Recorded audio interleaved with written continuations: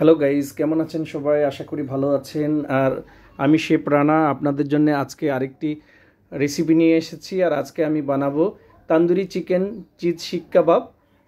আর এটা বানানোর জন্য আমি ফার্স্টে নিয়ে নিয়েছি এখানে 500 গ্রাম বোনলেস মুরগির মাংস। এটাকে আমি সুন্দর করে কিমা করে নিয়েছি। কিমাটা আমি আপনাদের দেখালাম না। কিমা করে নিয়ে এখানে এখন আমি দিয়ে দেব 1 টেবিল চামচ পরিমাণে আদা রসুন বাটা। এখানে দিয়ে দিচ্ছি আমি পেঁয়াজ, একটা পেঁয়াজ কেটে রেখেছি, একটা পরিমাণে পেঁয়াজ আমি এখানে দিয়ে দিলাম। এখানে দিয়ে দিচ্ছি আমি পুদিনা পাতা, ধনিয়া পাতা। এখানে দিয়ে দিচ্ছি আমি 1 টিস্পুন কাঁচামরিচ কিমা। এখানে দিয়ে দিলাম আমি 1 টিস্পুন মেথি পাতা, 1 টিস্পুন ধনিয়া পাউডার, 1 টিস্পুন জিরা পাউডার, 1 টিস্পুন গরম মশলা পাউডার। এখানে দেবেন চিলি ফ্লেক্স 1 টিস্পুন। এখানে আমি দিয়ে দিচ্ছি অল্প পরিমাণে হোয়াইট পেপার আর পরিমাণ মতো লবণ। এখানে দিয়ে দিলাম চাট মশলা 1 টিস্পুন চাট মশলা দিয়ে দিলাম। আর এখানে আমি 1 টেবিল চামচ পরিমাণে দিয়ে দিচ্ছি কর্নফ্লাওয়ার আর 1 টেবিল চামচ পরিমাণে দিয়ে দিচ্ছি আমি ময়দা। দিয়ে এটাকে আমি এখন ভালো করে মিক্স করে নেব। এটা ভালো করে মিক্স হয়ে যাওয়ার পরে এখানে আমি অ্যাড করে দেব মোজোরেলা চিজ 50 গ্রাম। এখানে মোজোরেলা চিজ দিয়ে দিলাম আমি 50 গ্রাম। আর এখানে দিয়ে দিচ্ছি আমি 1 টেবিল চামচ পরিমাণে বাটার দিয়ে আরেকবার এটাকে এর সঙ্গে আমি মিক্স করে নেব, যেন পুরো মশলাটা চিজটা একসঙ্গে মিক্স হয়ে যায়। দেখেন এইভাবে সুন্দরভাবে আমি এটাকে মিক্স করে নিয়েছি।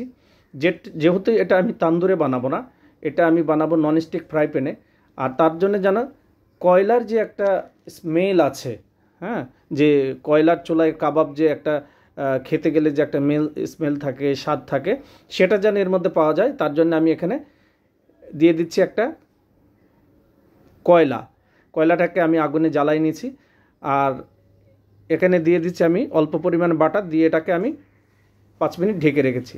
দেখেন এখন খুলে দেখেন একেবারে ধোঁয়ায় ভরে গেছে। তার মানে পুরো মাংসটার মধ্যে যে কয়লার যে একটা ফ্লেভার আছে সেটা এর মধ্যে চলে এসেছে। তো এটা আমি আরেকবার মিক্স করে নিয়ে এখন আমি এটাকে লাগাবো। তো যেহেতু আমি তান্দুরে লাগাবো না, যেহেতু এটা আমি লাগাবো সাসলিকের যে কাঠি আছে, এই কাঠিতে আমি এটাকে বানিয়ে নেব। তো আমি বানিয়ে দেখাচ্ছি, সাসলিকের কাঠিতে বানাবো, দেখি কটা হয়। এটা এভাবে আমি এখানে হাতের গ্লাভসটা খুলে ফেলেছি, কারণ হচ্ছে গ্লাভস পরে এটা লাগানো যায় না। অনেকে চিন্তা করবে গ্লাভস নাই কেন, এটা লেগে যায়। তো সবগুলো আমার বানানো হয়ে গেছে। এখন আমি এটাকে সেঁকে নেব। তো এখানে আমি দিয়েছি একটা ননস্টিক ফ্রাই প্যান দেওয়ার পরে এখানে হালকা গরম হয়ে গেলে এখানে আমি দিয়ে দিচ্ছি বাটার। ননস্টিক ফ্রাই প্যানে বানালে এখানে খুবই কম দিতে হবে। এখানে আমি বাটার দিয়েছি 2 টেবিল চামচ পরিমাণে। আর এটাকে আমি এখন কাবাবগুলোকে এর উপরে আস্তে আস্তে বসাই দিচ্ছি। চুলার যে আঁচটা মানে হিটটা কম রাখতে হবে, যেন এক সাইড পুড়ে না যায়। আর এইভাবে এটাকে আমি আস্তে আস্তে এক পিঠ হয়ে গেলে আরেক পিঠ ঘোরাই দেব। এইভাবে এটাকে আমি সেঁকে নেব। দেখেন ওই পিঠটা নিচের যে পিঠটা হয়ে গেছে, এখন আমি এটাকে একে একে এইভাবে উল্টাই দিচ্ছি। তো হিটটা আস্তে রেখে আস্তে আস্তে এইভাবে এটাকে সেঁকে নিতে হবে। মাঝখানে আমি বলে রাখি যে এটা খেতে একেবারে অসাধারণ। যে মনে করবে যেটা কাবাব তান্দুরে বানানো না, এটা চুলায় বানানো, কিন্তু যে কয়লাটা দেওয়া হচ্ছে তার জন্য টেস্টটা অসাধারণ। এটা আমার হয়ে গেছে। এটা আমি এখন পিস পিস করে কেটে প্লেটে সাজাই দেব। সো গাইজ, আমার ভিডিওটা যদি ভালো লাগে অবশ্যই কমেন্টসে জানাবেন, একটি শেয়ার ও লাইক করে দেবেন। আর নতুন নতুন রেসিপি পেতে